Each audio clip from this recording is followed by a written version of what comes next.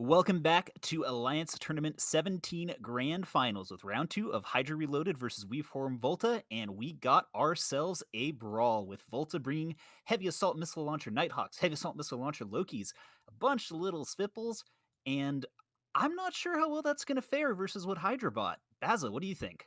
Yeah, I'm not so sure. I mean, they've got the advantage of the Minmatar resists, although, of course, the Nighthawks don't have that benefit. But yeah, they've brought the triple Abaddon, triple Oracle at 0 that we saw in their series against V0LTA.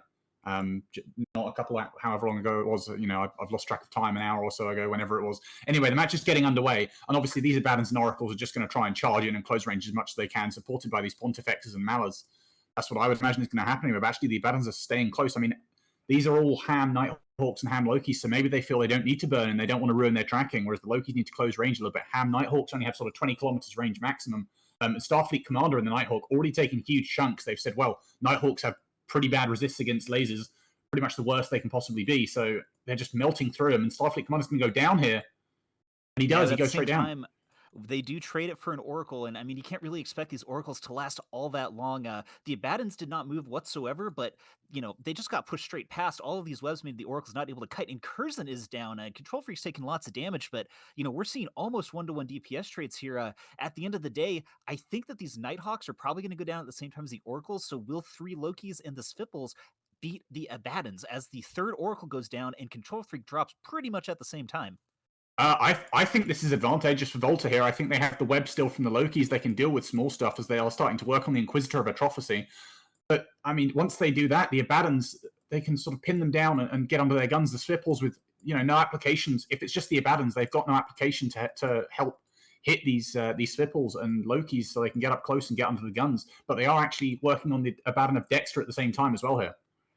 Yeah, we're seeing those crazy amounts of Abaddon resists and HP, and he's actually dropping really, really fast here, but Volta is choosing to work on the Inquisitors as well. I believe they're just taking them out with drones and small DPS ships. The burst of Planet 6 goes down. This is kind of a bloodbath here. It looks like Annie might actually drop before Dexter. Yeah, I actually like this comp from Volta. I think the Loki is maybe the second most banned ship of the entire tournament. I think we've seen Bargas banned, as we all know, pretty much every game. But the Loki, I think, in my humble opinion, is quite possibly one of the strongest options in the entire tournament, and that's why it's been banned so frequently. We've seen so few of them throughout the entirety of both weekends, and now Volta bring in 3, and the range control they provide, it's just a shame that they can't really, they don't really need to utilize the range control here. They're going up against a comp that wants to brawl, so a comp that, the advantage of the Lokis in this comp is that they have those webs. They let your Nighthawks rush in. You can ham fit, and you can charge in and apply those webs and start the hams pumping. But in this comp, they don't need that web range control because the Abaddons are just going to sit there anyway.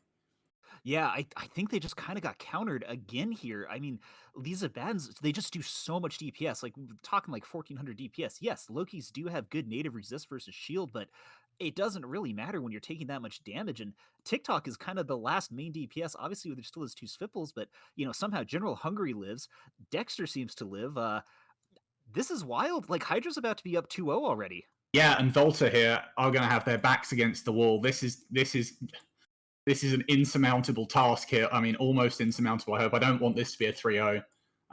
But this is a real challenge for Volta here. Having already put down HYDRA 2-1 earlier in the day, to now be down 2-0, and they need to win 3 on the trot to take the tournament, to take the championship. This is unbelievable pressure.